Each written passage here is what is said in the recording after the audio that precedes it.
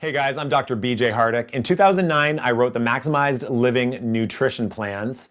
And a couple years later, everybody started asking about the paleo diet.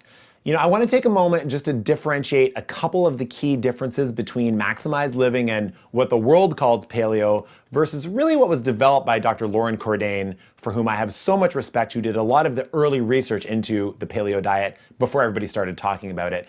Dr. Cordain out of Colorado, he really wanted to research and see, what were people designed to eat before civilization, before modernization of foods, never mind just boxed foods, but just even the way we started to modernize the food system. And there's a lot of things on which we agree. And I'm going to talk specifically about meats. I want to talk a little bit about sugar, and I'm going to talk about vegetables as well. Because a lot of people now, they think that you're going paleo if you just have like meat, no sugar, and then no bread. But in fact, there's so many more key differences to understand here. Thinking of meats, you've got to understand something. Like Dr. Cordain, and I would also say, like salami, processed meats, deli meats, these are not paleo just because they're meat. Dr. Cordain would obviously emphasize the importance of having wild game, fresh fish that could be caught with a spear as opposed to something that is caught from the bottom of the ocean is a whole different story. Something like grass-fed beef versus grain-fed beef, because it actually changes and distorts the essential fatty acid content in the cow. But one key difference is this. I think a lot of people still think that paleo can be anything that's just meat because it's a dense food. In Maximized Living, we've always advised against pork and shellfish because they can be fairly toxic animals because the nature in which they live, the fact that they don't sweat, and some of the, obviously like shellfish, they clean the ocean floor, which is filthy to begin with, so they're one of the most toxic meats that someone can possibly consume, and therefore I advise against it. Dairy is also on the subject of meat as well, and of course, this very much depends on the culture. But if somebody's going to be consuming dairy, I would say let's make sure we're consuming dairy only from healthy animals that are not sick and only from animals that have not been fed foods that they were never supposed to eat in the first place. So now let's talk about sugar, because certainly a lot of people think, going sugar-free means that something is automatically paleo. Well, the best source of sugar, the best source of fructose would be fruit. So in Maximized Living, we've said, hey, listen, on the core nutrition plan, let's include the great, healthy, God-made fruits. And of course, in paleo, they've also said, hey, you know what? Fruits were designed to consume, and this is the safest way to consume fructose.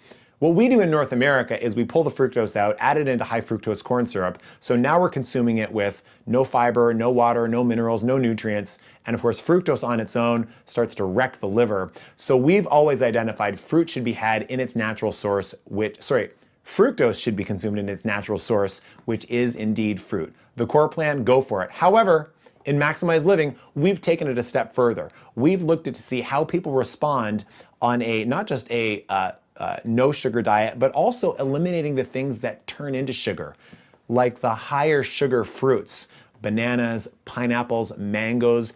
You know what? These things do convert to sugar quicker than lower sugar fruits like berries and Granny Smith apples. And therefore, we've advised against them for people that have metabolic syndrome, people that are dealing with cancer, people that are dealing with cognitive disorders, and all the other conditions that are listed on my site, because certainly limiting the amount of sugar in the body definitely can help the body get into more of a fat-burning and ketogenic state, which we know is not necessarily the reason why they got the disease in the first place, but can certainly be therapeutic for the body when they're dealing with that condition. And this obviously goes without saying, if we're going to have a dessert, let's not have that dessert with even honey or maple syrup or something that's just a gooey liquid, which is still 100% sugar. We want to have those things ideally made with fruit, or you know what, maybe stevia, because it's a plant-based sweetener, will not affect somebody's blood sugar. And lastly, just thinking vegetables. It's so key that vegetable consumption is organic. And again, a lot of people think deli meats and veggies is paleo. Well, you know what's maximized? Naturally raised meats and organic vegetables. Pesticides, there's 1,600 different chemicals that contribute to at least over 400 different types of pesticides that are used and that are approved by the FDA. And we don't even know what these do in conjunction with each other. I do know this though, that if somebody's having difficulty going fully organic, you can look on the Environmental Working Group's guide of the Clean 15, and the dirty dozen, because every year they update it and they say these 12 types of vegetables, they're sprayed with more pesticides than anything. Really, we're talking about all produce. And that's why we need to be careful if we're having something like a red pepper or an apple or a strawberry. I mean, these things are loaded with pesticides, which are always associated with hormonal problems because, of course, pesticides mimic estrogen. If we're gonna have some vegetables and they're not organic, at least make sure they're on the Clean 15. Make sure that you're having the vegetables and the fruits that have the least amount of pesticides, but ideally, we'd move to 100% organic.